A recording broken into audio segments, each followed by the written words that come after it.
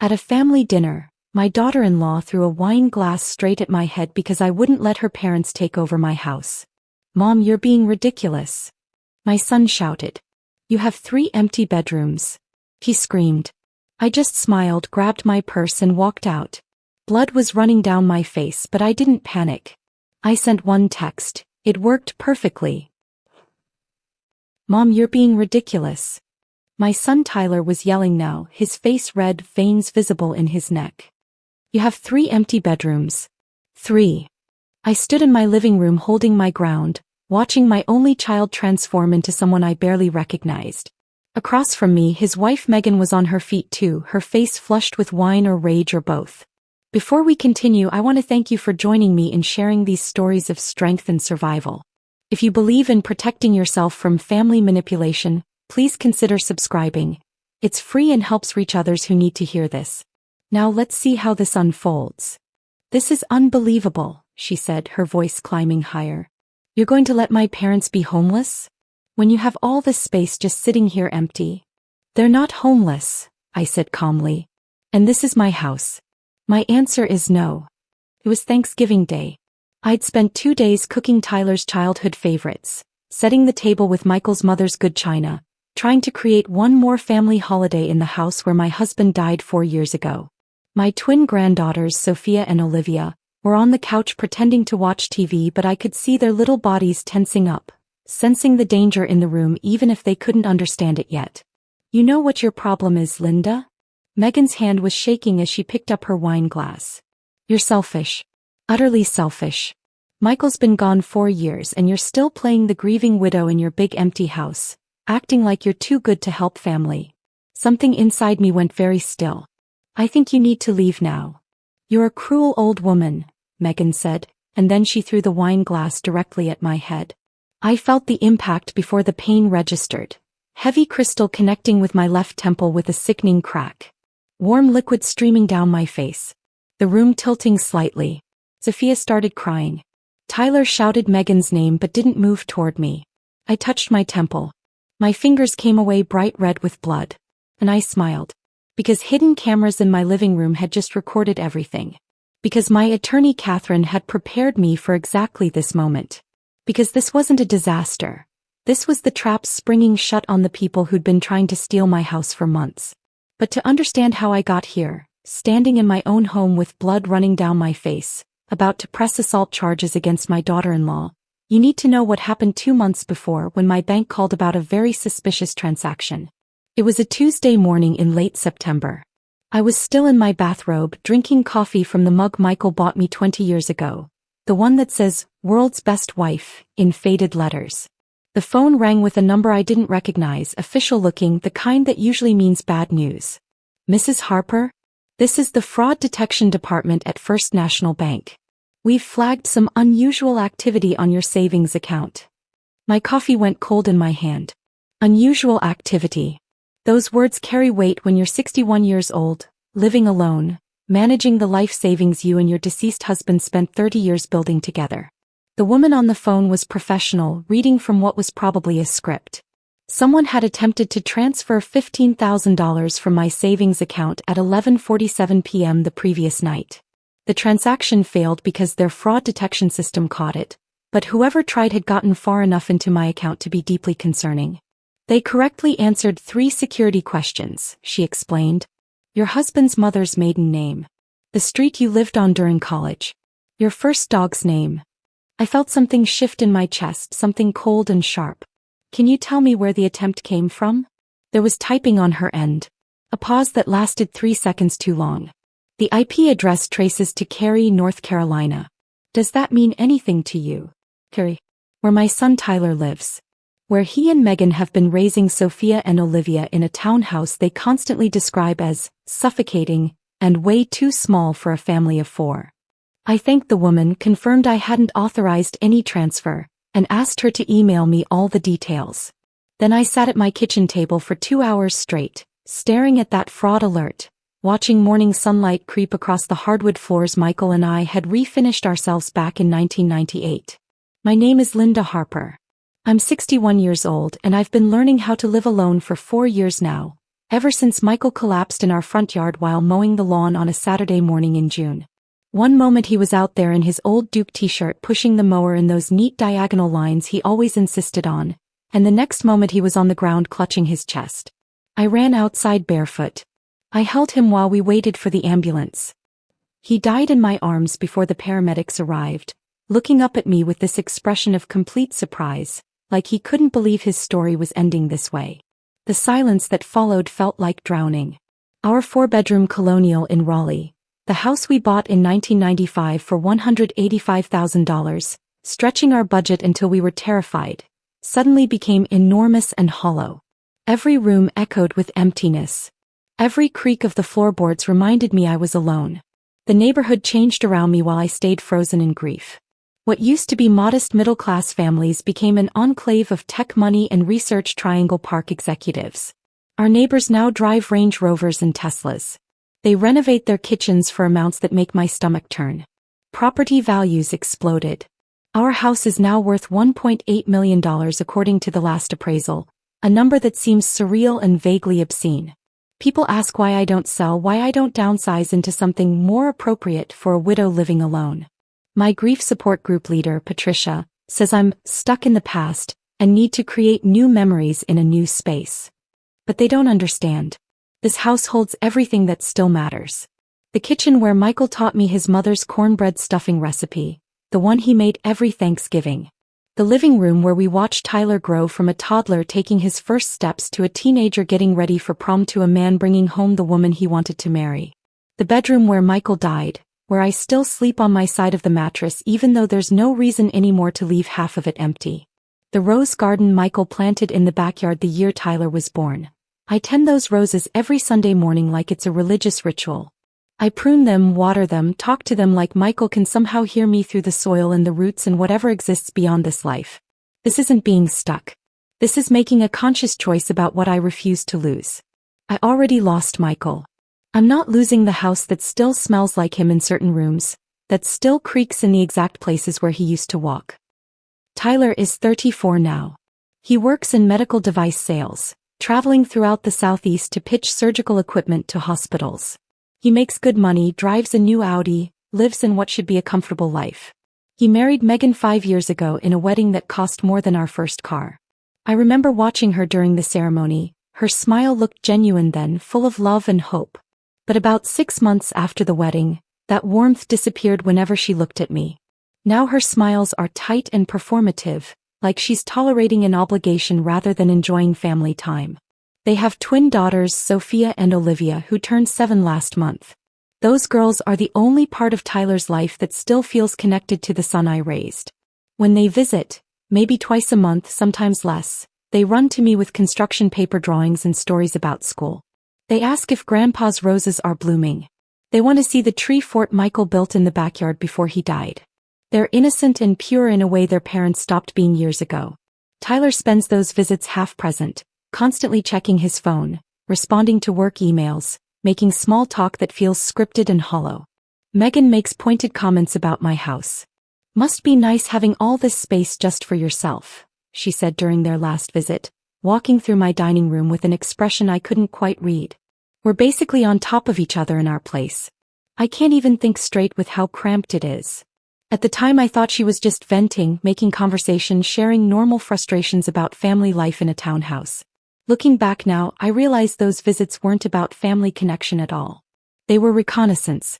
Tyler and Megan were studying my house, noting the layout, observing my routines, gathering information the way thieves study a bank before planning the robbery. I just didn't know I was the vault they were planning to crack open. That Tuesday morning, sitting with the fraud alert email glowing on my laptop screen, I felt something inside me crack and reshape. It was like watching water freeze, something fluid and warm turning hard and cold and impenetrable. I didn't call Tyler.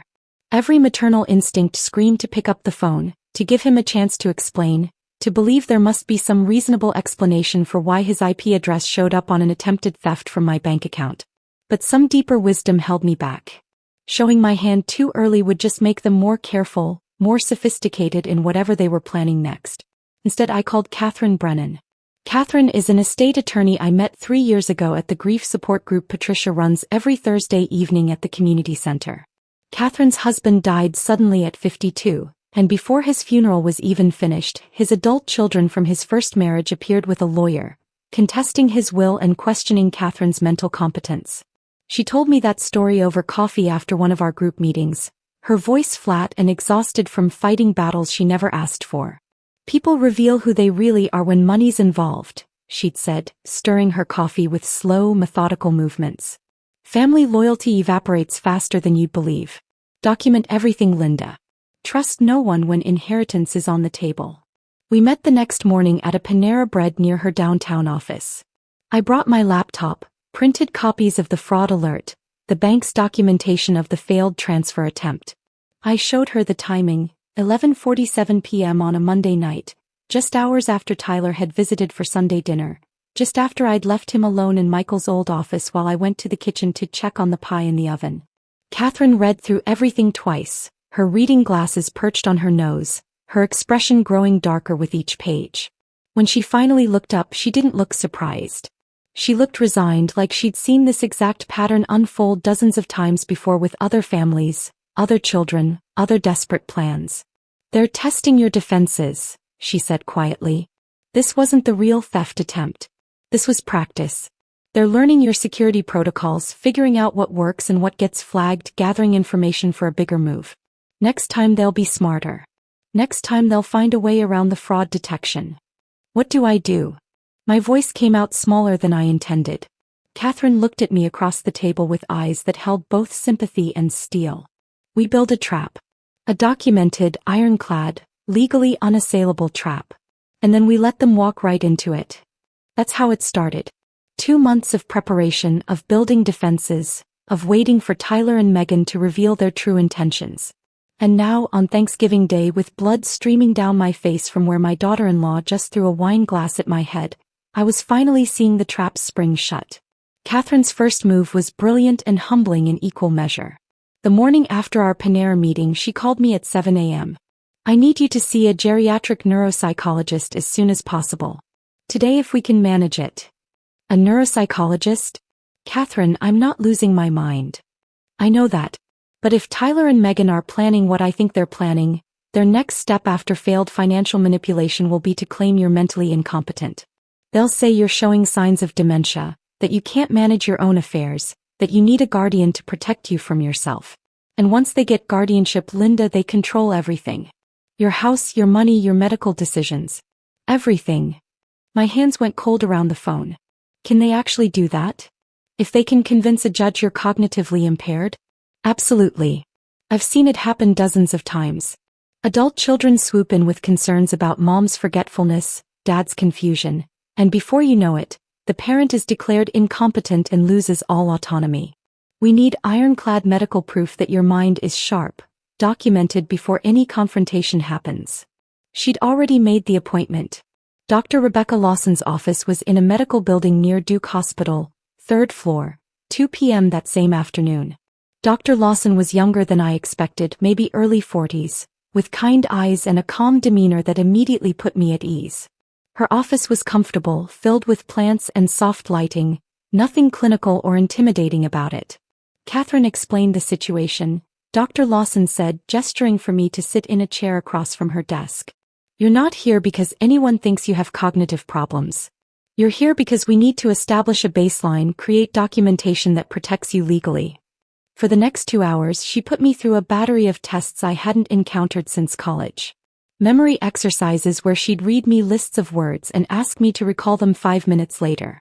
Logical reasoning puzzles involving patterns and sequences. Problem-solving scenarios with multiple steps. She asked me to draw a clock showing a specific time. To count backwards from 100 by sevens. To name as many animals as I could in 60 seconds. It was exhausting and oddly terrifying. At 61, I kept second-guessing myself, convinced I was failing, that she'd find some early sign of decline that Tyler could use against me.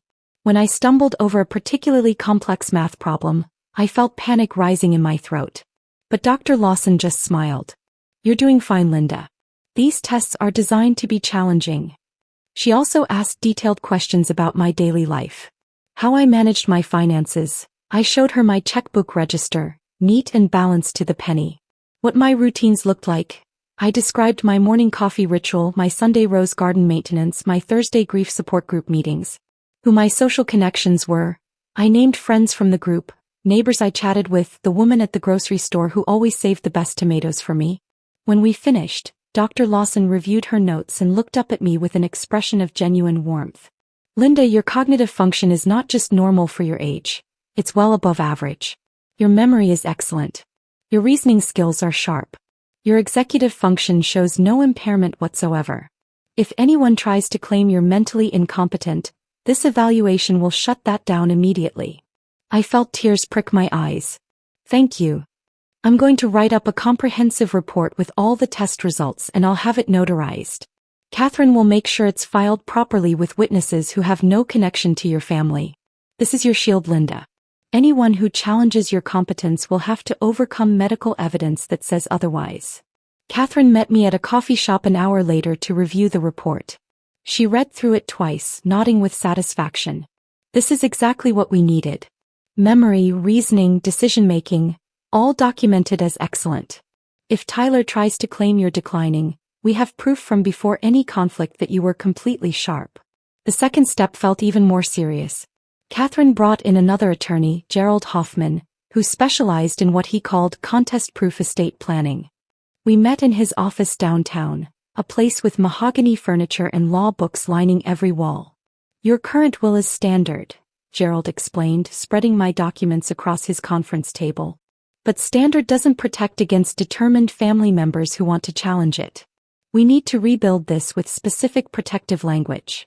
For 3 hours we went through every clause, every contingency.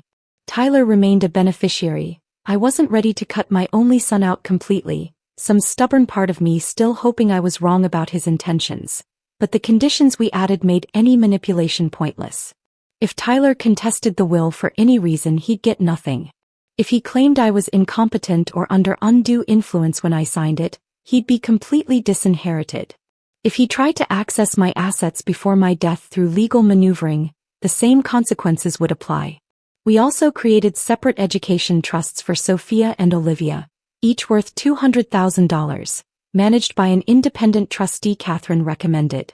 The girls would receive that money when they turned 25, regardless of what their parents did or said. Your granddaughters shouldn't suffer for their parents' choices, Gerald said.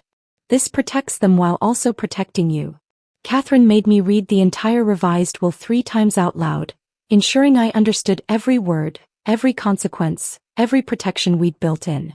3 witnesses I'd never met, associates from Gerald's firm, watched me sign and notarize the document. This isn't just a will anymore, Catherine said as we left Gerald's office. This is a legal fortress. If they attack, they lose everything. The third step felt like crossing into territory I never imagined I'd need. Catherine introduced me to Marcus Webb, a retired police detective who now worked as a private security consultant. He showed up at my house on a Wednesday morning carrying a black duffel bag filled with equipment. I install these systems for seniors every week, Marcus said, his voice matter-of-fact as he surveyed my living room. Adult children think their parents are easy targets because they don't expect surveillance. They get comfortable, they get careless, and that's when they reveal their true intentions. Over the next 4 hours, Marcus installed tiny cameras in my living room, dining room, kitchen, and front hallway. The devices were incredibly small, disguised inside everyday objects. One inside a decorative bookshelf, angled to capture the living room. One hidden in a kitchen clock, covering the dining area. One in a picture frame in the hallway. All of them recording continuously to cloud storage that only I could access with passwords Marcus set up on my laptop. Even if they find the cameras and try to destroy them, Marcus explained, the footage is already backed up remotely. They can't delete it. They can't alter it. And it's all time-stamped and authenticated, which means it holds up perfectly in court. I felt strange watching him work, like I was preparing for war inside my own home. This house where I'd raised Tyler, where Michael and I had celebrated 30 years of holidays and birthdays and ordinary Tuesday evenings. Now it was wired with surveillance equipment to catch my own son in whatever he was planning. I know this feels wrong, Marcus said, noticing my expression. But I've seen what happens when people don't take precautions. The stories I could tell you would break your heart. Children who steal everything, who manipulate their parents into signing over property, who isolate them from friends and then claim they're incompetent. The cameras feel invasive now, but if your attorney's instincts are right, they're going to save you. While we built these defenses, Catherine was conducting her own investigation into Tyler and Megan's financial situation.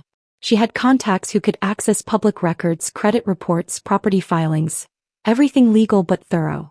The results came in 2 weeks later. Catherine called and asked me to come to her office immediately. When I arrived, she had a thick folder spread across her desk, her expression grim. "Linda, sit down. What I'm about to show you is worse than I expected." She walked me through it page by page. Tyler and Megan's townhouse, purchased 5 years ago for $340,000, was now worth only $300,000. They were underwater by $40,000, owing more than the property was worth. 4 credit cards, all maxed out, totaling $68,000 in debt. Interest rates ranging from 19 to 24%. Tyler's Audi lease, 3 months behind on payments. A repossession notice had been filed last week. 2 missed mortgage payments. Foreclosure proceedings were scheduled to begin in January. "They're not struggling, Linda," Catherine said quietly. "They're drowning. They're 2 months away from losing everything." But the worst discovery was about Megan's parents. Catherine had found their employment termination records through public databases. Megan's father, James, had been fired from the Greensboro Fire Department after repeated safety protocol violations. 3 formal complaints, 2 suspensions, and finally termination after he endangered other firefighters during a training exercise. Megan's mother, Patricia, had been let go from her position as a hospital nurse after patient care complaints. Medication errors. Failure to follow protocols. A near-miss incident that almost resulted in a patient death. "They didn't retire comfortably like Megan claims," Catherine said. "They were forced out with minimal pensions and no unemployment benefits. They're essentially broke and homeless, which makes them desperate. And desperate people will do anything to survive." I stared at the financial documents, the termination letters, the foreclosure notices. The numbers blurred together. "This isn't about helping you," Catherine continued. "This is about their survival. Your house, worth $1.8 million, represents their only escape from complete financial ruin. They're not concerned about you living alone. They want to take over your home, establish residency, and then find a way to force you out while they claim the asset." I felt sick. "Tyler wouldn't." "Tyler already tried to steal $15,000 from your bank account," Catherine interrupted gently. "He crossed that line 2 months ago. Everything after that is just escalation." She showed me one more document. A property search history showing that someone had been researching my house's value, tax assessments, and ownership records extensively over the past 6 months. The searches came from Tyler's IP address. "They've been planning this for a while," Catherine said. "We're just getting ahead of them before they execute whatever their endgame is." I left Catherine's office that afternoon feeling like I was living in someone else's nightmare. But everything was in place now. The cognitive evaluation proving my competence. The ironclad will with protective language. The hidden cameras recording everything. The documentation of their financial desperation establishing clear motive. All we could do now was wait for them to make their move. The wait lasted 3 weeks. 3 weeks of pretending everything was normal while cameras recorded my every movement in case Tyler showed up unannounced. 3 weeks of Sunday dinners where I smiled at my granddaughters while watching my son's eyes catalog my belongings like an appraiser. 3 weeks of sleeping fitfully, wondering when the trap would spring. Then Tyler called on the Monday before Thanksgiving. "Hey Mom, just confirming, we're still doing Thanksgiving at your place, right?" His voice sounded casual, friendly even, but I'd learned to hear the calculation underneath. "Of course. I always host Thanksgiving." "Great. We'll be there around 2. The girls are really excited to see you." After we hung up, I sat staring at my phone. Catherine's words echoed in my head. They'll escalate. They'll push boundaries. They'll create pressure. And when they do, we'll have evidence. Thanksgiving morning arrived cold and gray, the sky the color of old concrete. I woke at 6 a.m. even though I didn't need to, my body too wired with anticipation to sleep.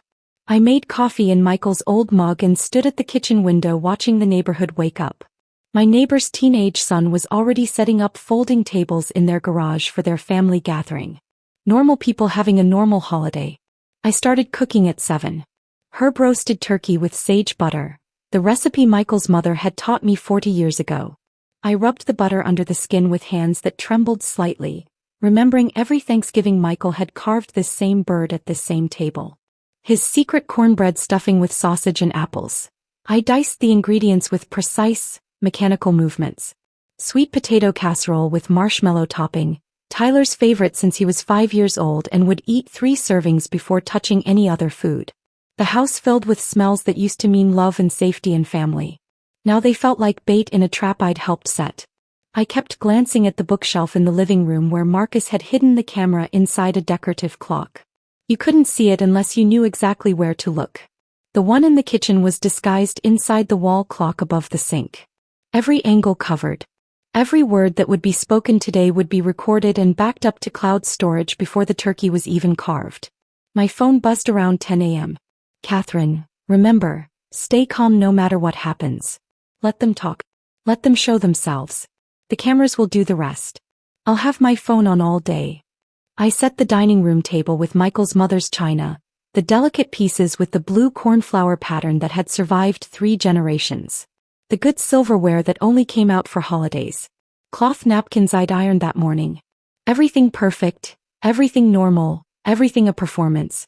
At 1:47 p.m., I watched through the kitchen window as Tyler's Audi pulled into my driveway.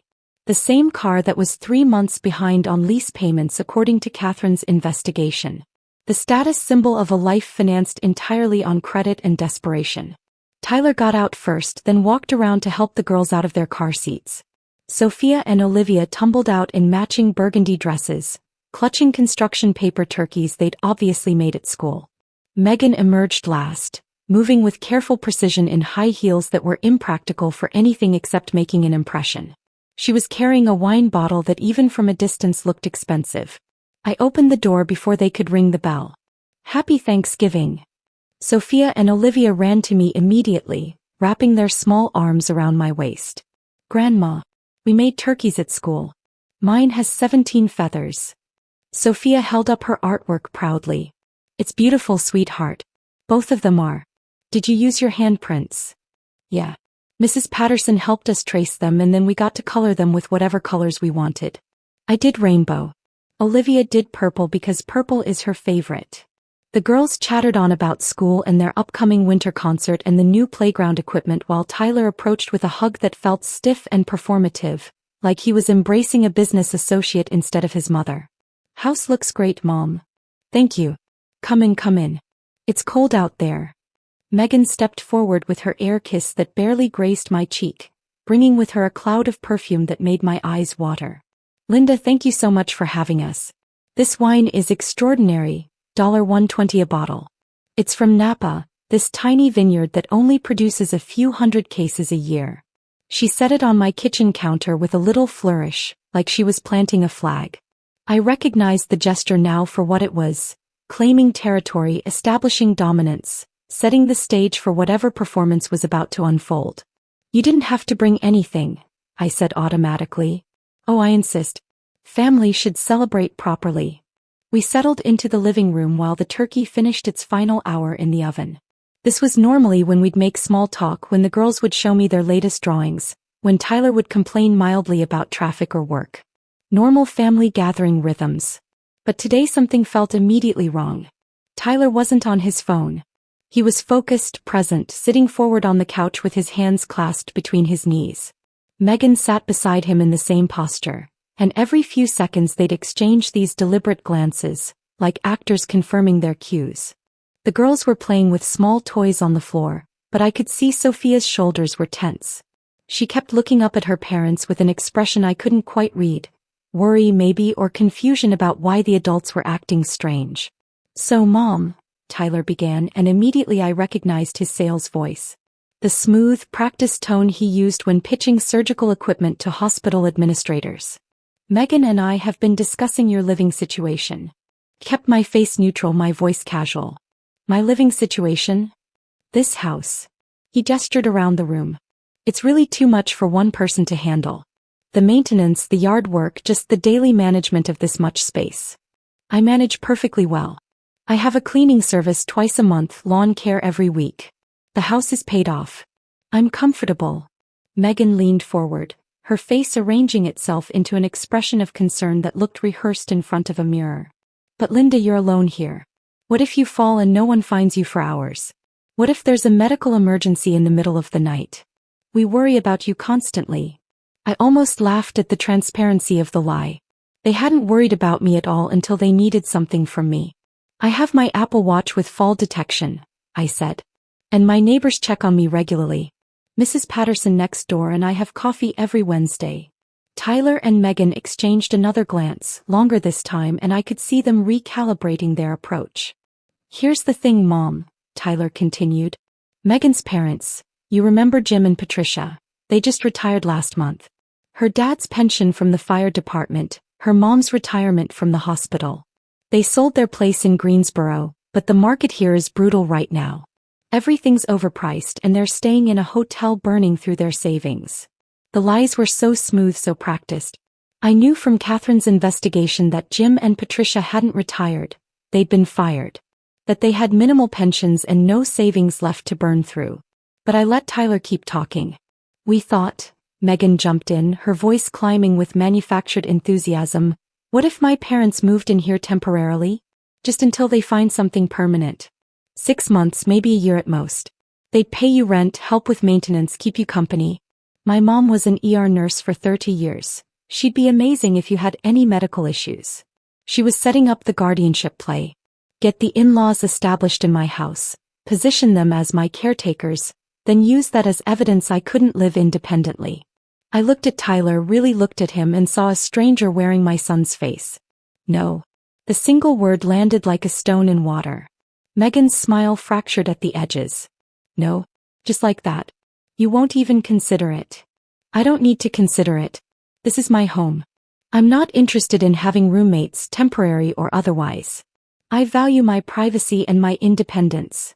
Tyler's jaw tightened and I watched his sales pitch persona start to crack. Mom, be reasonable. We're trying to help you. I don't need help. What I need is for my family to respect my boundaries. Boundaries? Megan's voice went up an octave. Linda, we're talking about family. My parents are good people. They raised me, helped us with our down payment, babysit the girls every week. And now when they need help, you're just going to say no? When you have all this space sitting empty.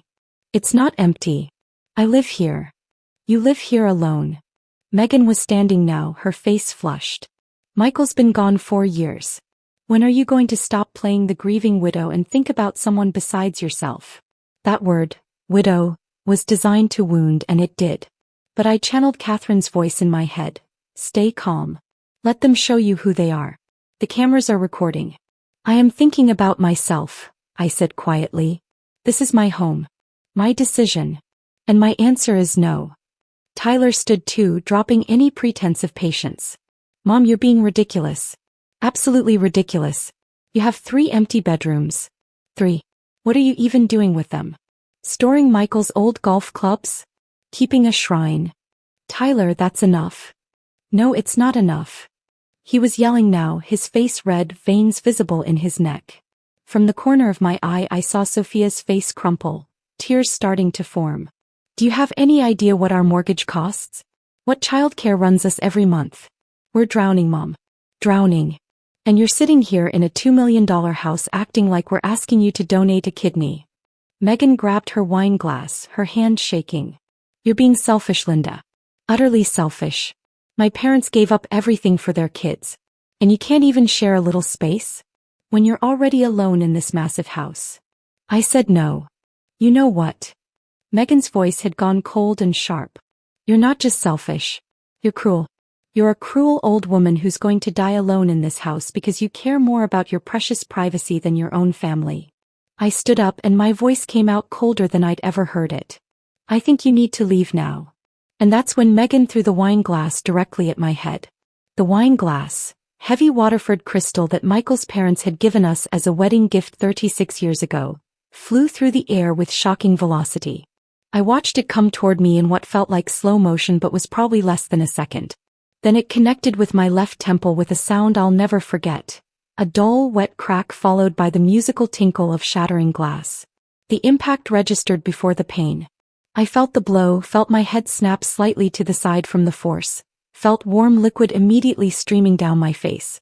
My hand went automatically to my temple and came away bright red with blood. The room tilted.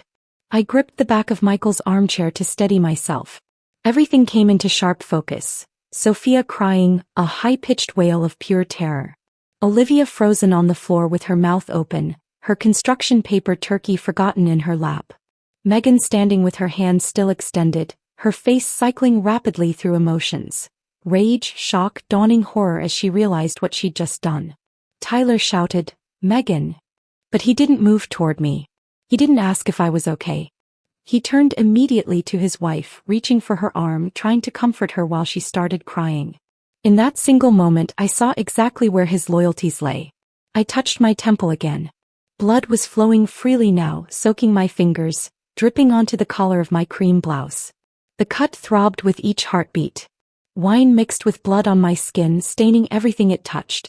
And beneath the shock and pain I felt something else. Satisfaction. Because 4 hidden cameras had just recorded everything. Every word of their rehearsed pitch. Every escalation. Every insult. The moment Megan grabbed the glass. The throw. The impact. My calm responses throughout. Tyler yelling about my 3 empty bedrooms, while his daughter cried in fear. The trap had sprung shut perfectly. "You need to leave," I said. My voice came out eerily calm, almost flat. "Mom," Tyler started. "Take the girls and leave my house. Now." Megan was sobbing, her hands covering her face. "I didn't mean, I'm so sorry, I just." "You need to go," I repeated. "I'm going to the hospital." I walked to the bathroom with careful, measured steps, very aware that the hallway camera was recording my composed exit. Blood dripped onto my blouse, my hand the hardwood floor. I grabbed a kitchen towel from the linen closet and pressed it against the wound, then looked at myself in the mirror. Blood matted my gray hair. Wine stained my cream blouse in dark purple splotches. The gash above my eyebrow was deep, the edges ragged from where the crystal had torn the skin. My face was pale beneath the blood. I looked like a victim, which was exactly what the police needed to see. Behind the closed bathroom door I could hear Tyler's voice, low and urgent, trying to calm Megan. The twins were still crying. Dishes sat untouched on the dining room table. The turkey I'd spent 2 days preparing, the stuffing Michael had loved, all of it abandoned in the wreckage of this disaster. I walked back through the dining room. Tyler and Megan were on the couch now, her face buried in his shoulder, him murmuring something I couldn't hear. The girls had retreated to the far corner, huddled together. "Please leave and lock the door behind you," I said, grabbing my purse from the hall table. "My car keys. My phone. I'm going to the emergency room." Tyler stood up. "Mom, wait. Let me drive you. This was an accident. Megan didn't mean." "It's assault," I interrupted, my voice still that strange flat calm. "That's what the police will call it. And I need you to leave before I call them." "You're not going to call the police." Tyler's voice carried a note of disbelief. "She's family. He made a mistake. She's apologizing." She threw a glass at my head and opened a 2-inch gash that's going to need stitches. "That's not a mistake. That's assault." I walked past him to the front door. Tyler followed me, still talking, still trying to minimize what had just happened. "Mom, please. Think about the girls. Think about what this will do to them if you involve the police. Let's just talk about this. Megan will get help, anger management or something." I turned at the door and looked at my son. Really looked at him. "You stood there and called me ridiculous for not giving you my house. You yelled at me while your daughter cried in fear. And when your wife threw a glass at my head, you didn't check if I was okay. You comforted her. That tells me everything I need to know about who you've become." His face crumpled, but I was already walking out, already getting into my car. I drove 3 blocks before the adrenaline started wearing off and my hands began shaking on the steering wheel. Blood had soaked through the towel. The throbbing in my temple intensified into sharp, stabbing pain. I pulled over in a Target parking lot and sat there breathing carefully, methodically, keeping myself together. Then I pulled out my phone and sent a text to Catherine. It worked perfectly. Her response came within seconds. On my way to Duke Regional. Don't talk to Tyler. Document everything. I started the car again and drove to the hospital, checking my reflection in the rearview mirror at red lights. The blood looked dramatic against my pale skin. The wine stains on my blouse would photograph well. I looked exactly like what I was.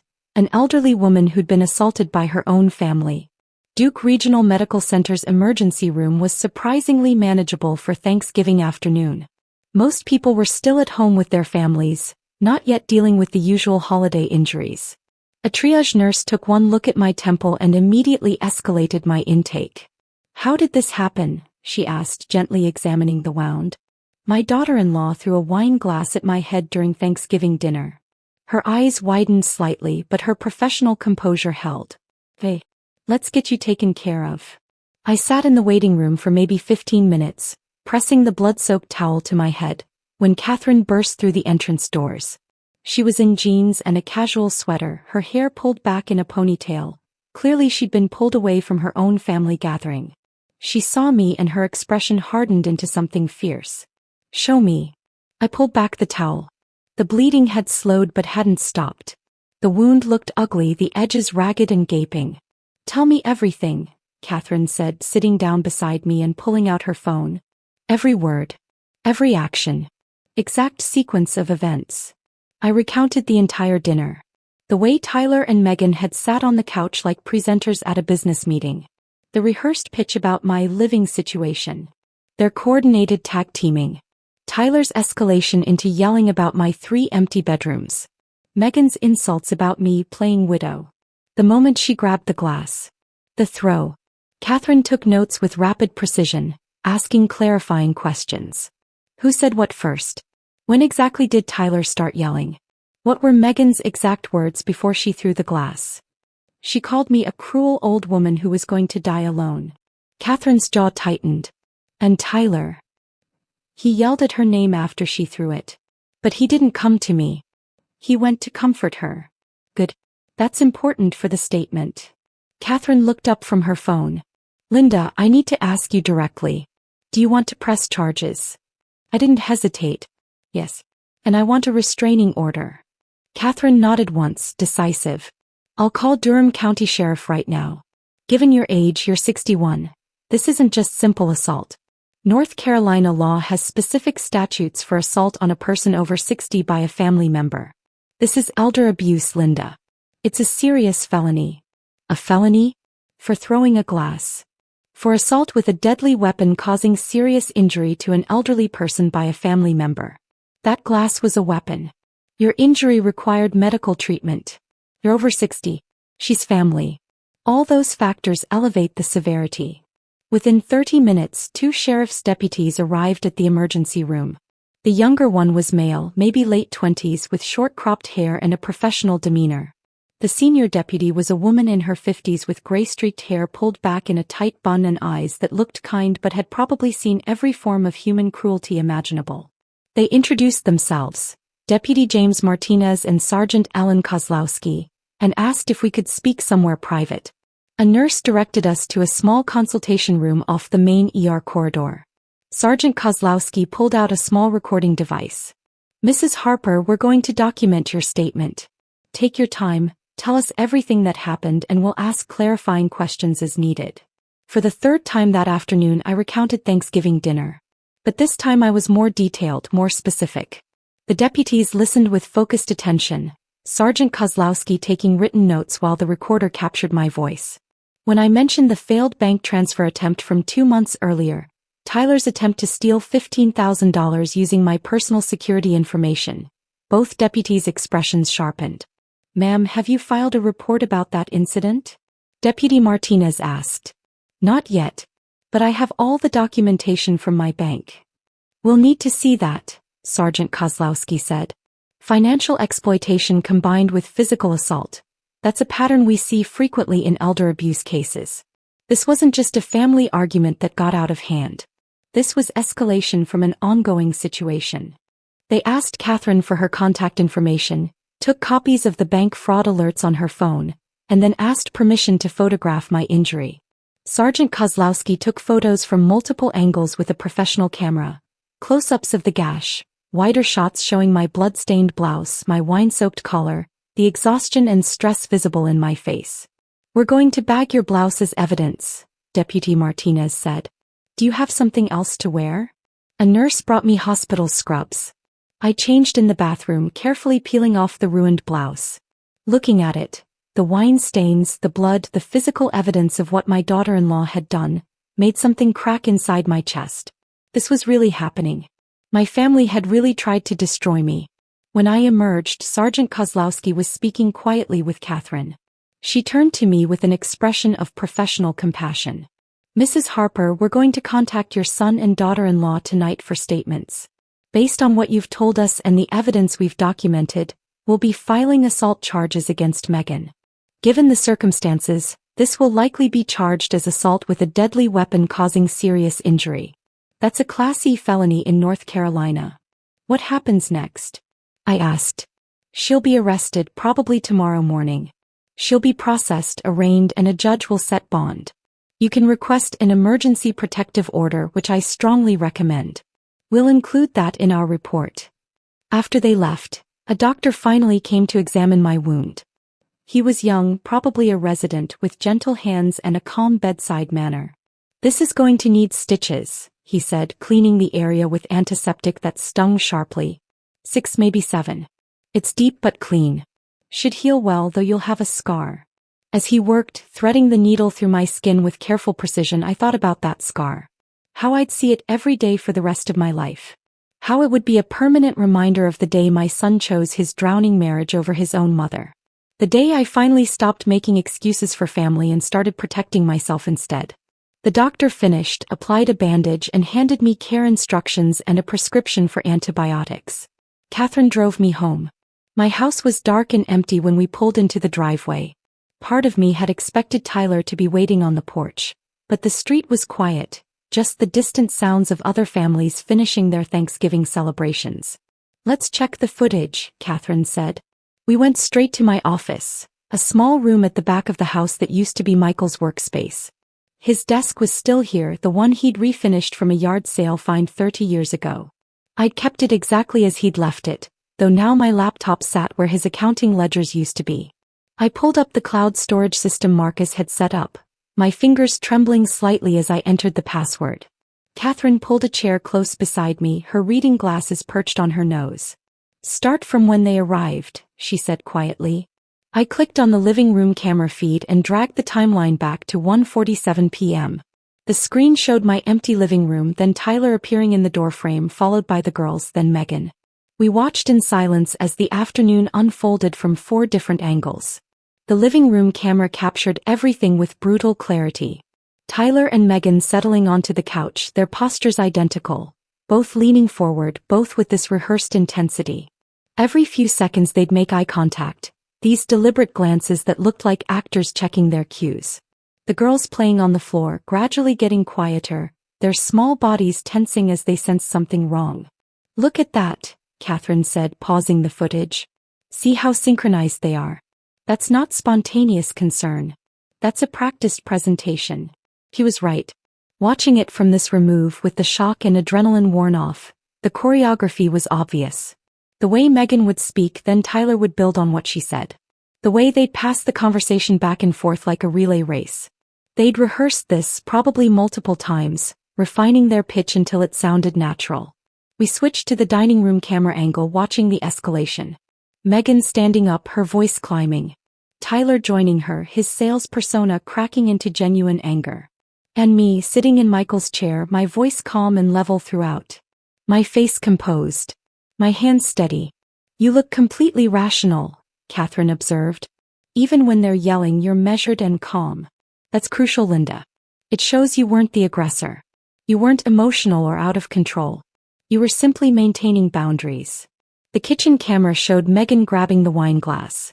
We watched her hand shake, watched her face contort with rage as she picked it up.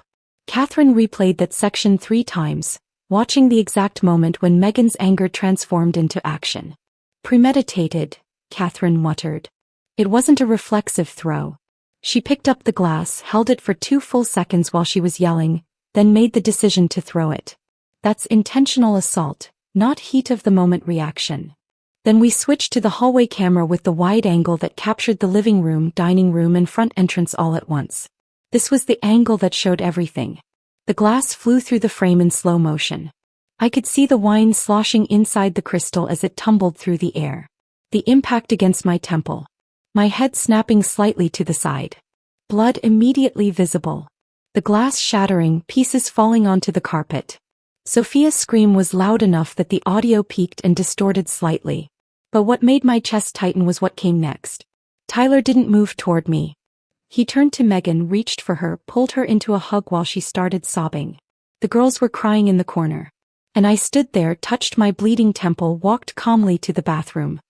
"He didn't check on you," Catherine said, her voice hard. "His mother is bleeding from a head wound and he comforts his wife instead.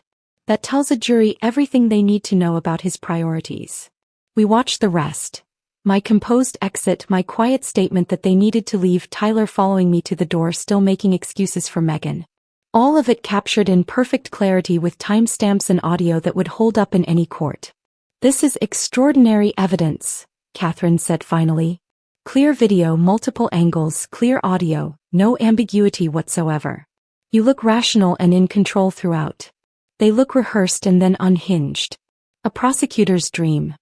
I saved clips from all 4 angles to a separate folder. My hands were steadier now, the shock giving way to something colder and more focused. Catherine closed her laptop and pulled out a different folder I hadn't seen before. "Linda, there's something else we need to discuss. Something I discovered while you were preparing for today." She spread documents across Michael's old desk. Financial records, property filings, employment verification requests, credit reports. "I've been investigating deeper into Tyler and Megan's situation," she said. "What I found is worse than we initially thought." She walked me through it piece by piece, her finger tracing lines of data that painted a devastating picture. Tyler and Megan's townhouse in Cary, purchased 5 years ago for $340,000, was now worth only $300,000. The entire housing market in that area had softened, but they'd also let the property deteriorate. They were underwater by $40,000. They owed more than the house was worth. But that was just the beginning. 4 credit cards, all maxed to their limits. Total debt, $68,000. Interest rates ranging from 19% to 24%. Predatory rates that meant their minimum monthly payments were probably close to $1,500 just for credit card debt.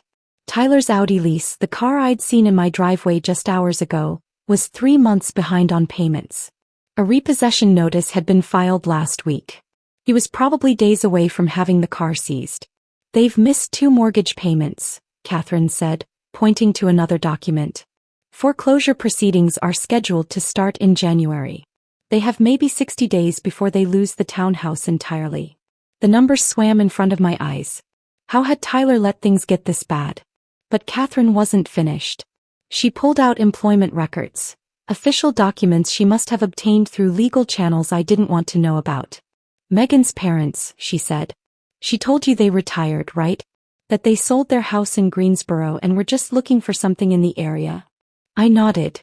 "That's completely false." Catherine spread out termination letters. "James, Megan's father, was fired from the Greensboro Fire Department 8 months ago. Not retired. Fired. He'd received 3 formal complaints over 2 years for safety protocol violations. Showing up to shifts impaired. Failing to maintain equipment properly. The final incident involved him endangering other firefighters during a training exercise. He was terminated with cause, which means no severance, minimal pension." She pulled out another document. "Patricia, Megan's mother, was let go from her position as a hospital nurse 6 months ago. Multiple patient care complaints. Medication errors. Failure to follow protocols. There was a near-miss incident where she almost administered the wrong medication to a cardiac patient. The hospital gave her the option to resign rather than face termination, but the result is the same. No unemployment benefits. Minimal pension." I felt sick. So when Megan said they retired comfortably, "She lied," Catherine said flatly. "They're broke, Linda. Between them they have maybe $2,000 a month in pension income. That won't cover rent anywhere in the Triangle. They're not looking for a temporary place to stay. They're desperate for permanent housing because they have nowhere else to go. She laid out one more document. And here's the part that connects everything. 3 weeks ago, someone ran an extensive property search on your house. They pulled tax assessments, recent sales comparables, zoning information, ownership history. The searches came from Tyler's IP address. They were researching how to take my house, I said slowly. Not just researching. Planning. Catherine leaned back in her chair. Here's what I think they were doing. Step 1. Get Megan's parents established in your house as residents. Step 2. Create situations where you seem to need supervision. Maybe you forget appointments they claim you made, maybe you have small accidents they arrange. Step 3. They petition for emergency guardianship, claiming you're showing cognitive decline and can't care for yourself safely. Step 4. Once they have guardianship, they have legal authority to make all decisions about your care and your assets. Step 5. They sell your house, liquidate your investments, place you in a Medicaid nursing facility while they split nearly $2 million. The room felt too small suddenly. Tyler wouldn't do that to me. Linda. Catherine's voice was gentle but firm. Tyler tried to steal $15,000 from your bank account 2 months ago. He's 3 months behind on his car payments. He's facing foreclosure. His in-laws are essentially homeless. And today he stood in your living room and called you ridiculous for not giving them access to your house. He's not the son you raised anymore. He's a desperate man who sees your assets as his only way out of financial ruin. I stared at the documents spread across Michael's desk. Numbers and letters that added up to betrayal in its purest form. The assault today wasn't planned, Catherine continued. That was Megan losing control because you refused to cooperate. But it actually works in your favor. Her rage revealed their desperation before they could execute the slower, more insidious plan. That wine glass was terrible in the moment, but it might have saved you from something much worse. We sat in silence for a long moment, the only sound the gentle hum of my computer's fan. Finally, Catherine pulled out a legal pad and started making a list. Here's what we need to do immediately. First, file for the emergency protective order against Megan using the video evidence. That happens tomorrow morning. Second, file a formal complaint about the financial exploitation with Durham Police, including all the bank records and IP address evidence. Third, revise your will again with even stronger protective language. We add specific clauses about Tyler's financial situation and the attempted manipulation. Fourth, establish the education trusts for Sophia and Olivia with an independent trustee, completely separate from any inheritance Tyler might receive. Fifth, we compile all this financial documentation to establish motive for the elder abuse charges. She worked methodically, writing names of attorneys, court filing numbers, deadlines. I watched her create a fortress of legal protection around my life, around the house Michael and I had built together, around the assets we'd spent 30 years accumulating.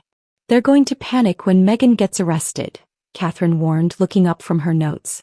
Probably tomorrow morning. Tyler will call you. He'll text. He might show up at your door. Linda, you cannot engage with him. Not even to tell him to leave you alone. Any contact could be used by their attorney to claim you're not really afraid, that the assault wasn't as serious as you're claiming, that this is just a family dispute blown out of proportion. What do I do if he shows up? You call the police immediately. You don't answer the door. You don't respond to texts or calls. All communication goes through me. I'll be your barrier between you and them. It was nearly midnight when Catherine finally gathered her things to leave. I walked her to the door, my body aching with exhaustion, the stitches in my temple throbbing with each heartbeat. At the door, she turned and gripped both my shoulders, looking directly into my eyes. Linda, what happened today was horrible. Genuinely horrible. But in a strange way, that wine glass was a gift. It revealed their true nature before they could execute their real plan. If Megan hadn't lost control, if they'd managed to get her parents into this house, you'd be fighting a much harder battle 6 months from now. I nodded, not trusting my voice. Get some sleep, Catherine said. Tomorrow starts the legal process. It's going to be difficult, but you're not alone. I've got you. After she left, I stood in my quiet house, surrounded by memories and evidence and the wreckage of what my family had become. The Thanksgiving turkey sat cold and forgotten in the kitchen. Dishes were still set on the dining room table. Blood stains marked the carpet where I'd stood after Megan threw the glass. I walked through each room, turning off lights, checking locks. The cameras were still recording, would continue recording every moment until this was over. In my bedroom, I caught my reflection in the mirror. The bandage on my temple looked stark white against my pale skin. My eyes looked older than they had this morning, like I'd aged years in a single afternoon. I climbed into bed on my side of the mattress, leaving Michael's side empty out of habit. Outside, the neighborhood was quiet. Other families sleeping off their Thanksgiving dinners, unaware that 3 blocks away, a mother had just watched video footage of her own son choosing his wife over her bleeding body. I closed my eyes, but sleep was a long time coming. I woke Friday morning to pale gray light filtering through my bedroom curtains. My temple throbbed with a dull, persistent ache. For a few disoriented seconds, I forgot what had happened. Then I touched the bandage on my forehead and everything came rushing back. I made coffee in Michael's mug and sat at the kitchen table, staring at the dried blood stains on the carpet near the living room. I should clean those, I thought distantly. But I couldn't make myself move. At 9:47 a.m. my phone buzzed with a text from Catherine. Arrest warrant executed. Megan in custody. I sat very still, coffee growing cold in my hands, trying to imagine what was happening 40 minutes away in Cary. Deputies at Tyler and Megan's door. The knock that wakes you from whatever desperate sleep you manage to find. Megan being told she was under arrest for assault with a deadly weapon. Handcuffs.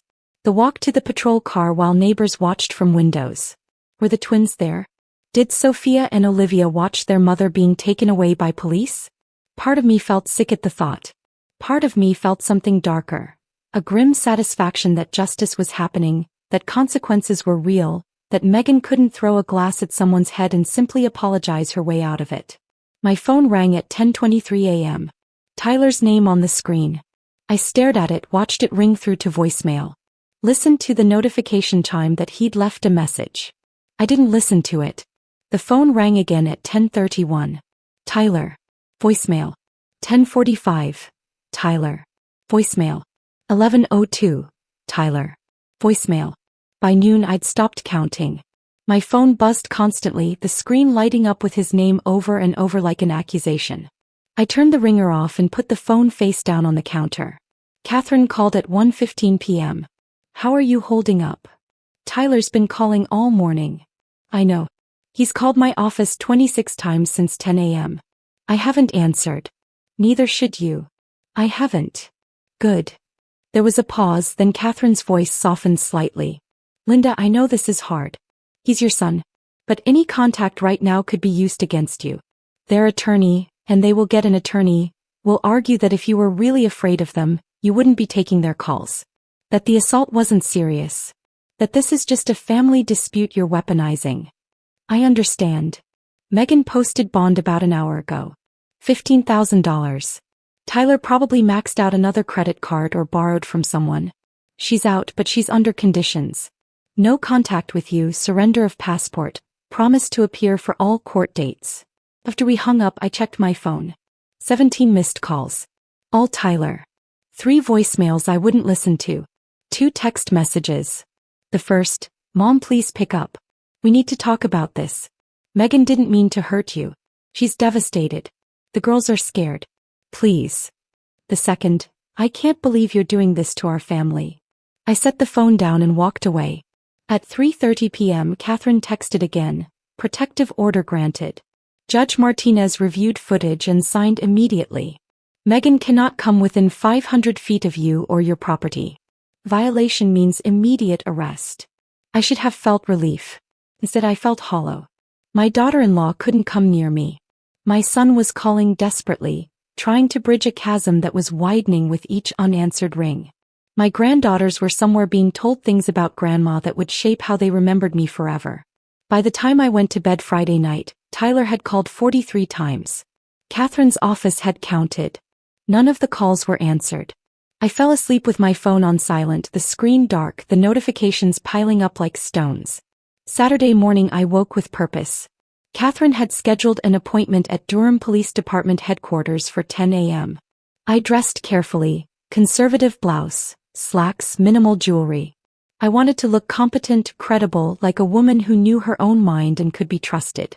Catherine met me in the parking lot carrying a leather briefcase that looked substantial and serious. Ready as I'll ever be. Inside, the police station smelled like coffee and disinfectant. We were directed to Detective Sarah Kozlov's office on the second floor.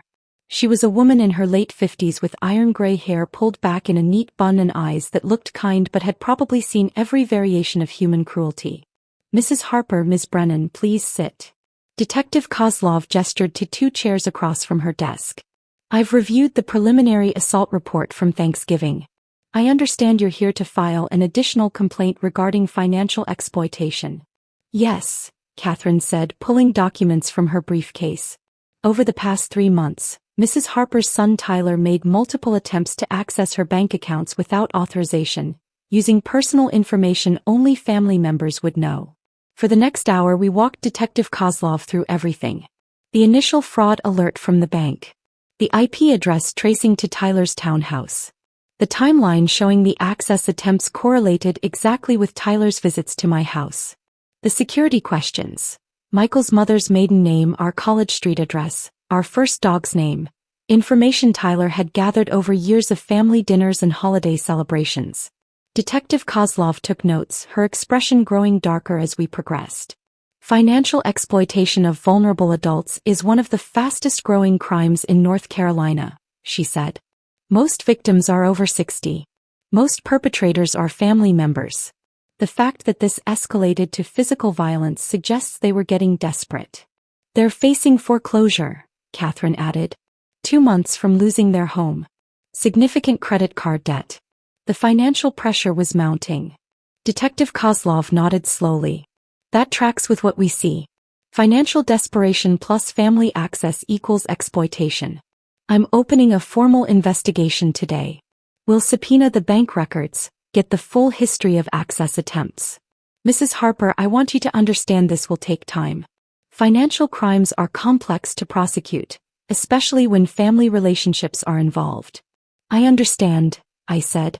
"I just want it documented. I want a record that this happened." "You'll have that," Detective Kozlov promised. Within the week, the bank provided comprehensive records to the police. Not just the one failed transfer attempt I knew about, but multiple attempts over 3 months. Tyler and Megan had been practicing, testing my security protocols, learning which questions they could answer, preparing for a larger theft. The bank's fraud detection system had blocked every attempt, but the pattern was clear. Systematic, deliberate, escalating. Monday afternoon, Catherine and I met with Gerald Hoffman in his downtown office. This was our 3rd attorney meeting in a week, but this one felt the most permanent, the most final. "We're building what I call a bulletproof will," Gerald explained, spreading documents across his conference table. "Not just protective language, but punitive consequences for any challenge or manipulation." We spent 3 hours going through every clause, every contingency, every possible attack vector Tyler or Megan might use to contest my estate. Gerald's approach was methodical and ruthless. Tyler remained a beneficiary. I wasn't ready to completely disinherit my only son, some stubborn part of me still hoping for reconciliation years from now. But the conditions were ironclad. No contesting the will for any reason. No claims of incompetence or undue influence. No attempts to access my assets before my death through guardianship or power of attorney. Any violation of these conditions would trigger complete disinheritance. Tyler would receive nothing. Not $1. Not a photograph. Nothing. "We're also creating separate education trusts for your granddaughters," Gerald said. $200,000 each, managed by an independent trustee Catherine will recommend. The girls receive the money at age 25 regardless of what their parents do or say. Tyler and Megan can't touch it, can't contest it, can't use it as leverage. "These girls deserve a future even if their parents are predators," I said, my voice catching slightly. Gerald looked at me over his reading glasses. "You're protecting innocence while punishing manipulation. That's exactly what a good will should do." 3 witnesses from Gerald's firm, people I'd never met who had no connection to Tyler or Megan, watched me sign the document. Each page was initialed, notarized, filed with the county clerk. By the time we finished, my estate was a legal fortress that would take an army of lawyers years to penetrate. Tuesday afternoon I was reading in my living room when the doorbell rang. The sound made me flinch. I'd been jumpy since Thanksgiving, startling at every unexpected noise. I pulled up the security camera feed on my phone. Tyler stood on my porch looking like he'd aged 10 years in 5 days. Unshaven. Rumpled clothes that might have been the same ones he'd worn at Thanksgiving. Dark circles under bloodshot eyes. He looked broken. Part of me wanted to open the door. Part of me wanted to mother him, to fix whatever was wrong, to make everything okay like I'd done when he was small and the world hurt him. But I'd learned that some hurts are self-inflicted. Some pain is earned. I pressed the intercom button, creating a barrier of technology between us. The protective order doesn't include you, but I'm asking you to leave. Tyler's voice came through tinny and desperate. Mom, please. Just 5 minutes. I need to explain. I need you to understand. Understand what? I interrupted. That you tried to steal $15,000 from my bank account? That you researched my property value to plan how to take my house? That you stood in my living room calling me ridiculous while your wife threw a glass at my head? His face crumpled on the screen. We were desperate, Mom. The townhouse, we're going to lose it. Megan's legal fees are going to destroy us. Her parents have nowhere to go. The girls. Stop, I said, my voice harder than I'd ever used with him. Tyler, I raised you better than this. I taught you about integrity, about asking for help honestly instead of trying to manipulate it. You didn't come to me and say, Mom, we're struggling financially. You tried to hack my bank account. You tried to push Megan's parents into my home as step 1 of a guardianship scheme. That's not desperation. That's betrayal. I didn't know Megan would. Yes, you did. You stood there and watched her escalate. You yelled right alongside her. You called me selfish and ridiculous. And when she threw that glass, you didn't protect me. You comforted her. Silence stretched between us, filtered through an intercom speaker and a locked door. I've updated my will, I continued. You're still in it, but with conditions.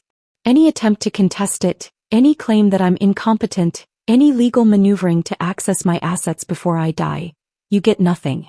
There are education trusts for Sophia and Olivia that you can't touch. That's what's left, Tyler. That's what remains of our relationship. Mom. His voice broke. I love you, Tyler. I will always love you. But I don't trust you anymore. And I'm not sure I even like who you've become. If you want any relationship with me going forward, it will be on my terms with clear boundaries and only after you've done serious work on yourself. Until then, please leave me alone. I turned off the intercom and watched through the camera as he stood there, mouth opening and closing like he was trying to find words that wouldn't come. His shoulders shook. He might have been crying. He stood on my porch for 4 minutes and 17 seconds. I timed it, watching the security feed, my own vision blurring with tears I refused to let fall. Then he turned and walked back to his car, the Audi that would probably be repossessed within days, and drove away. I sat on the floor of my hallway, back against the wall beneath the camera that had recorded everything, and let myself cry for the first time since Thanksgiving. Not for my injury. Not for the assault. But for the death of the relationship I'd thought I had with my son. For the realization that the Tyler I'd raised, the boy who'd cried in my arms after his first heartbreak, who'd called me from college just to hear my voice, was gone, replaced by a desperate man who saw me as an obstacle between him and financial survival. When the crying finally stopped, I was empty and exhausted and strangely at peace. The cameras kept recording. The house stayed quiet. And I began to understand what it meant to choose myself over a family that had already chosen to destroy me. The weeks after Tyler's porch confrontation blurred together in a strange rhythm of legal proceedings and forced normalcy. I'd wake up, make coffee, check the security cameras out of habit even though no one was coming. I'd tend Michael's roses on Sundays. I'd attend my grief support group on Thursdays. And every few days, Catherine would call with updates about court dates, hearings, motions filed and denied. Megan's case moved through the court system with bureaucratic slowness. Her arraignment happened 2 weeks after Thanksgiving. Catherine attended on my behalf while I stayed home, unwilling to sit in the same courtroom as the woman who'd assaulted me. Megan pleaded not guilty initially, which surprised exactly no one. Her attorney was a young public defender named Marcus Webb, no relation to the security consultant who'd installed my cameras. He looked barely 30, exhausted in that way public defenders always do, carrying too many cases with too few resources. Catherine said he'd approached her before the hearing asking about a plea deal. He's seen the video, Catherine told me over coffee at our usual Panera. He knows she can't win at trial. He's trying to minimize damage. The plea negotiations stretched over months. Megan's attorney argued it was a one-time incident, stress-related, completely out of character. He submitted letters from former colleagues at the hospital where she'd worked before the twins were born, describing her as compassionate and patient. Letters from her parents, the same parents who'd been fired from their jobs but were now portrayed as upstanding citizens. Even a letter from Tyler describing Megan as a devoted mother overwhelmed by financial pressure. The prosecutor, a no-nonsense woman named Diana Chin, countered with the security footage. She made the court watch all 4 camera angles. She highlighted the rehearsed nature of their pitch, the coordinated tag teaming, the escalation that showed calculation rather than spontaneous loss of control. She didn't just throw wine in a moment of anger, Diana argued during one hearing I attended via video conference. She picked up a heavy crystal glass, held it while she continued yelling, then made a deliberate decision to throw it at an elderly woman's head. That's assault with a deadly weapon, not heat-of-the-moment reaction. Judge Martinez, a stern woman in her 60s who reminded me of my high school principal, watched the footage 3 separate times in chambers. Catherine said the judge's face remained impassive throughout, but she took extensive notes. In late March, 4 months after Thanksgiving, Megan took a plea deal. Assault causing serious injury, reduced from the original felony charge of assault with a deadly weapon. 18 months probation with strict conditions. 200 hours of community service. Mandatory anger management counseling. 1 session per week for the entire probation period. And the part that mattered most to me, a permanent protective order. Megan couldn't come within 500 feet of me or my property for the rest of her life. She couldn't contact me directly or through third parties. She couldn't attend events where I was present. If I showed up at a future school graduation for Sophia or Olivia, Megan would have to leave. The elder abuse aspect is noted in the court record, Catherine explained after the sentencing hearing. But it wasn't prosecuted as a separate charge. The judge wanted it documented in case there's any future behavior pattern. I should have felt victorious. Instead, I felt hollow. My daughter-in-law had a criminal record now. My son's wife was a convicted criminal. My granddaughters would grow up knowing their mother had assaulted their grandmother. Detective Kozlov's investigation into the financial exploitation took longer and ended with results that left me frustrated and angry. By April, she had everything documented. The multiple access attempts over 3 months, the IP addresses all tracing to Tyler's townhouse, the security questions only family would know, the pattern of escalation clearly visible in the bank records. She presented it all to the Durham County District Attorney's Office recommending charges of attempted financial exploitation of a vulnerable adult. The DA declined to prosecute.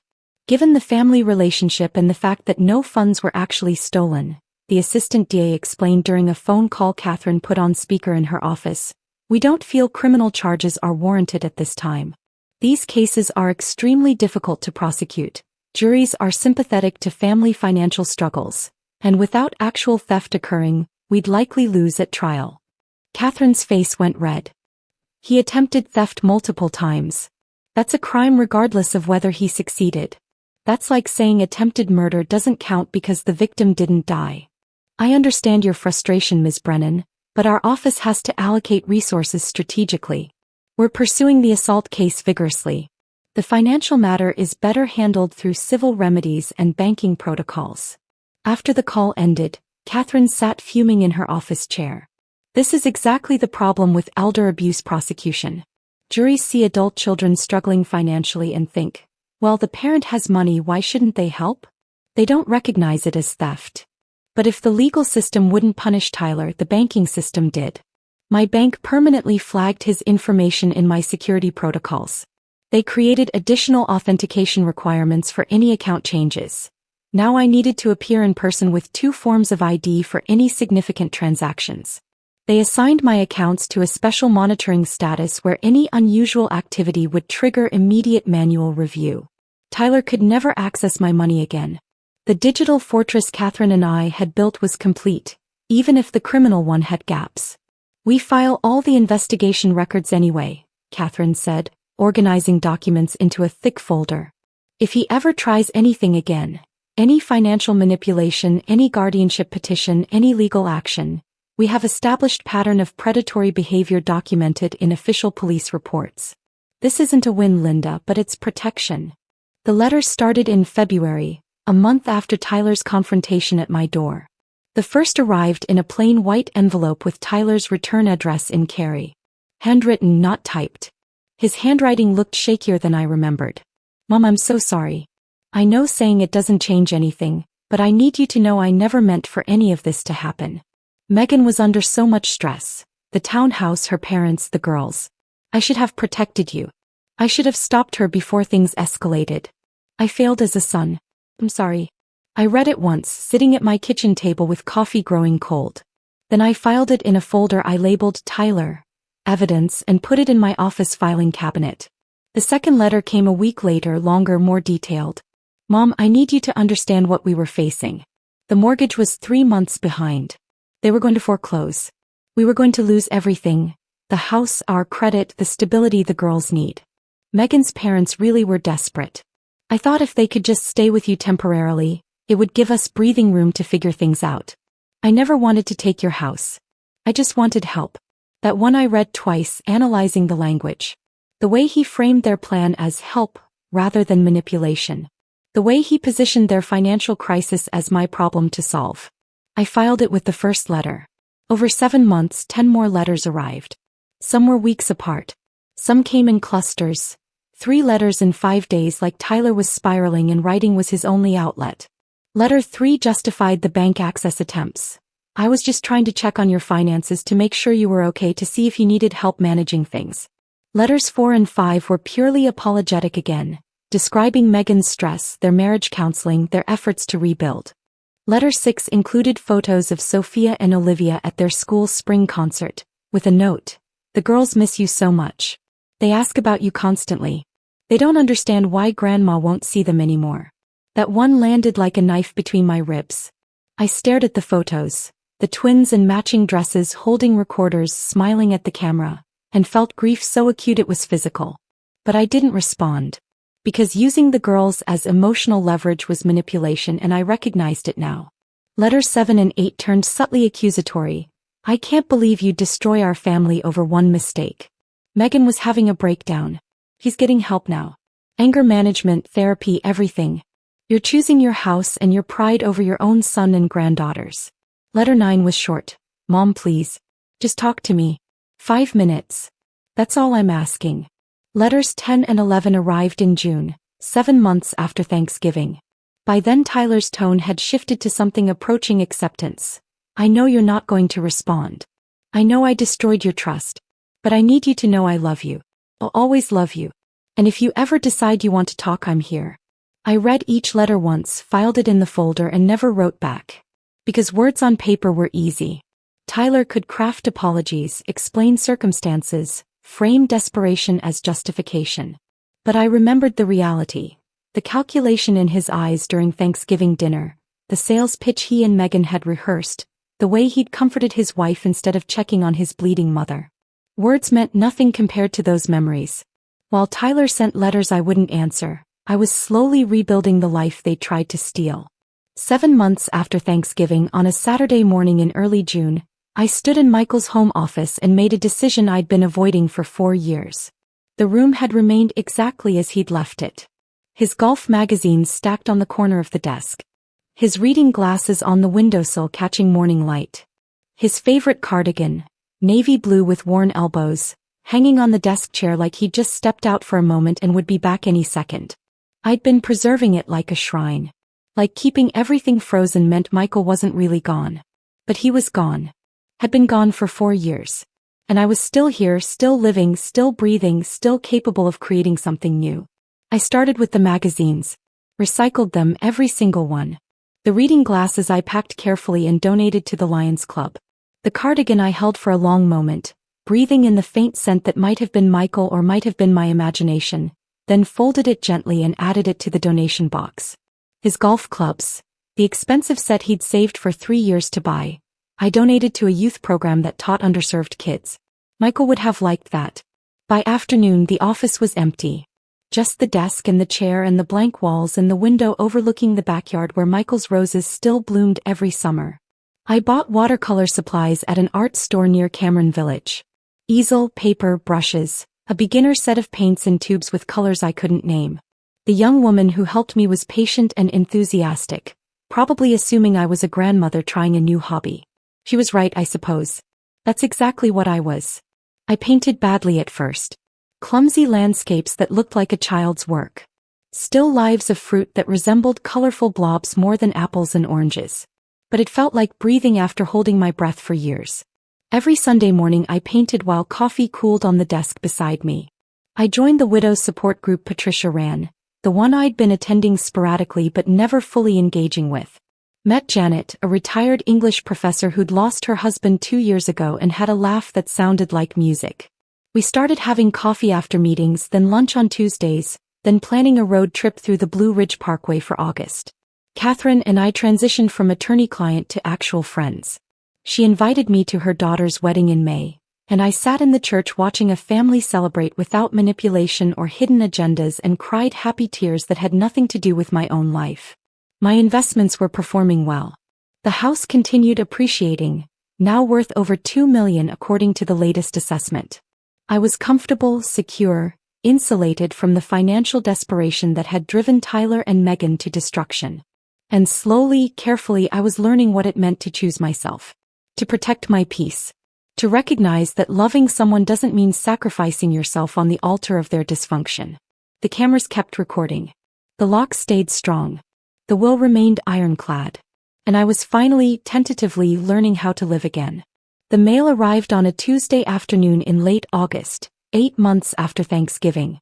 I was coming back from the grocery store, carrying bags of produce from the farmer's market, when I saw the small envelope in my mailbox. No return address. Just my name and address written in careful, deliberate letters. The kind of handwriting that belonged to a child who was still learning cursive, who formed each letter with concentration and pride. Sophia's handwriting. I set the grocery bags on the kitchen counter and sat down at the table before opening it. My hands were shaking slightly. I knew whatever was inside would hurt because Tyler wouldn't send something unless he thought it would crack my resolve.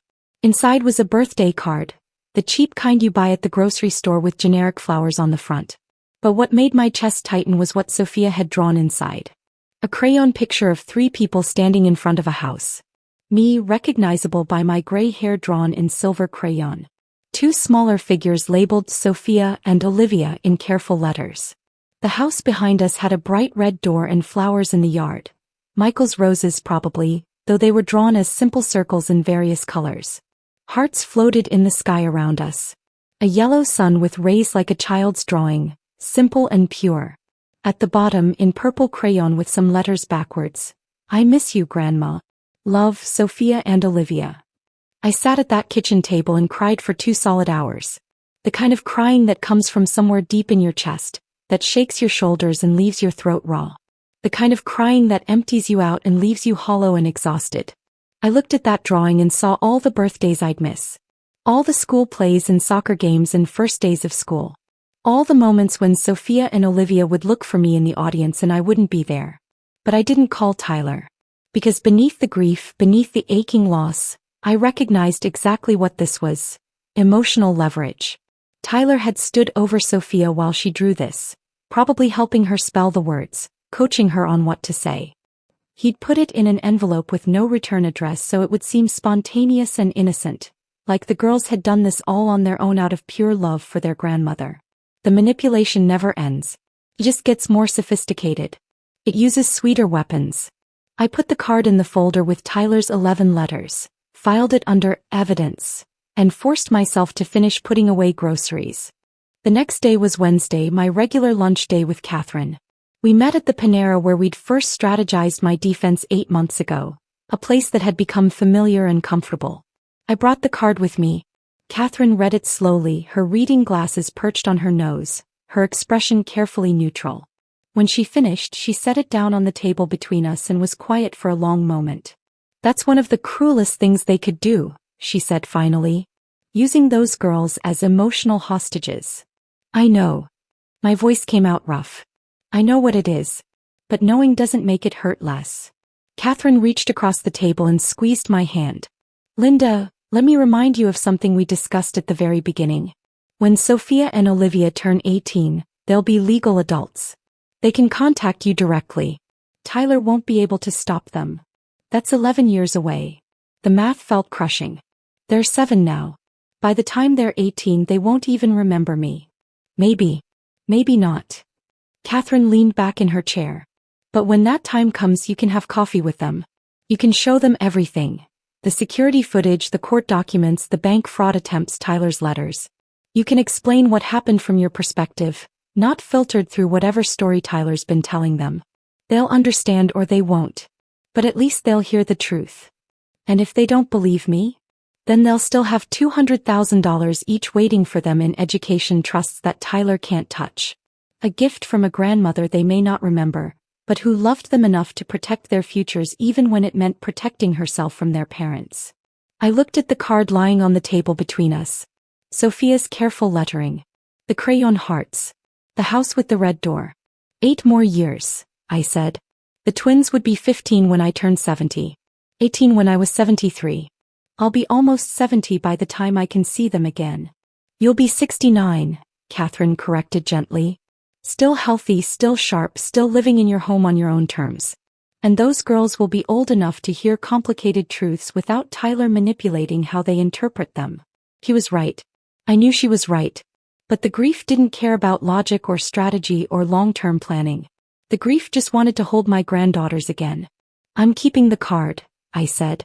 Not to torture myself, but because someday when Sophia's 18 and sitting across from me at a coffee shop asking why I disappeared, I want to show her this. I want her to see that her father used her love as a weapon. Catherine nodded slowly. That's fair. That's evidence. Just don't let it become something you stare at every day. I didn't. I filed it away and tried to focus on the life I was building in the space Tyler and Megan had tried to steal. I'm 61 years old. I might have 30 more years ahead of me. I might have 3. None of us knows our expiration date.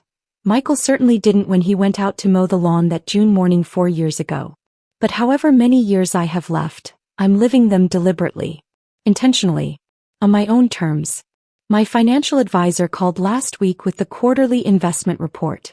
Everything's performing well.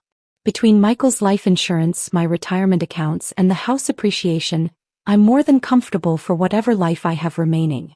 I'll never need to worry about money or depend on anyone for support. The house continues appreciating. The neighborhood gets more valuable every year as more tech money floods into the Research Triangle. My 4-bedroom colonial that we bought for $185,000 in 1995 is now worth over $2 million according to the latest county assessment. Tyler and Megan tried to steal that. Tried to manipulate me out of it through fake concern and family pressure and eventually violence. They failed. Last month I spent 2 weeks in Savannah, walking the historic squares alone, eating at restaurants Michael and I had always planned to visit but never made time for. I stayed in a bed and breakfast with a view of the river. I took a ghost tour. I bought watercolors from a local artist and painted the Cathedral of St. John the Baptist from a bench in Lafayette Square. Next month Janet and I are driving the Blue Ridge Parkway, taking our time, staying at small inns, acting like the carefree widows we never imagined we'd become. We're both learning what it means to build a life after loss, to find joy in unexpected places, to recognize that endings can also be beginnings if you're brave enough to look for them. Every Sunday morning I paint in what used to be Michael's office and is now my art studio. The room doesn't feel haunted anymore. It feels like possibility. My paintings are getting better. Still not good, probably never will be good, but better. More confident. More willing to take risks with color and composition. The rose garden Michael planted the year Tyler was born still blooms every June. I tend it like always, pruning and watering and talking to flowers like my husband can somehow hear me through the roots in the soil. But now I cut bouquets for Janet and the other women from my support group instead of letting the roses wither on the stems. Michael would like that, I think. He always hated waste. I catch my reflection sometimes in mirrors or windows when the light hits a certain way and I see the scar on my left temple. It healed into a thin silver line, barely visible unless you're looking for it, but always there. That scar is a reminder. It reminds me of blood and wine and Thanksgiving dinner destroyed. It reminds me of my son calling me ridiculous while his daughters cried in fear. It reminds me of the moment I chose myself over a family that had already chosen to betray me. And I don't regret it. Not even a little. That scar means I survived. It means I recognized manipulation and refused to be a victim. It means I protected myself when my own family wouldn't. If you're reading this, if you're dealing with adult children who think they're entitled to your home, your money, your autonomy, please listen to what I learned the hard way. Get a lawyer. A good one who specializes in elder law and estate protection. Don't wait until something happens. Do it now while you're still thinking clearly and can make decisions without pressure. Document everything. Keep records of weird questions about your finances. Note when someone shows unusual interest in your living situation. Save emails and texts. Install security cameras if you need to. Don't ignore the warning signs. That son who suddenly wants to help manage your bank accounts. That daughter-in-law who keeps suggesting you need supervision. That pressure to sign documents just to make things easier. These aren't expressions of love. They're reconnaissance for something bigger. And most importantly, this is the hardest part. Don't feel guilty for protecting yourself. Even from your own blood. Especially from your own blood. Because at the end of the day, you don't owe anyone your peace, your security, or your home. Family doesn't get to manipulate you just because you share DNA. Love doesn't mean letting people destroy you. I wake up every morning in my own bed, in my own house, living my own life. The doors are locked. The cameras are still recording. The will is ironclad with penalties for anyone who tries to contest it. My accounts are protected with authentication protocols Tyler can never breach again. And I sleep fine at night. Better than fine, actually. I sleep with the peace that comes from knowing I chose myself. From knowing that when the people who were supposed to protect me instead tried to destroy me, I had the strength to walk away. The house is quiet now. Just me and Michael's memory and the roses that bloom every summer. My Tuesday lunches with Catherine. My Thursday support group. My Sunday morning painting sessions. Janet's terrible jokes that make me laugh until my sides hurt. It's a smaller life than I imagined at 61. Smaller than the one I dreamed of when Tyler was born, when I pictured holidays with grandchildren and family dinners that felt safe instead of dangerous. But it's mine. Completely, entirely, protectively mine. And some days that's enough. Some days that's everything. The scar on my temple catches light when I turn my head. A permanent reminder of the Thanksgiving that changed everything. The day blood mixed with wine and my son showed me exactly who he'd become. I touch it sometimes, this thin silver line, and think I survived. I chose myself. And I'd do it again. Every single time I'd do it again. If this story of standing up for yourself had you gripped from start to finish, smash that like button right now. My favorite part was when Linda smiled with blood running down her face, knowing the cameras had captured everything. What was your favorite moment? Drop it in the comments below. Don't miss more powerful revenge stories like this.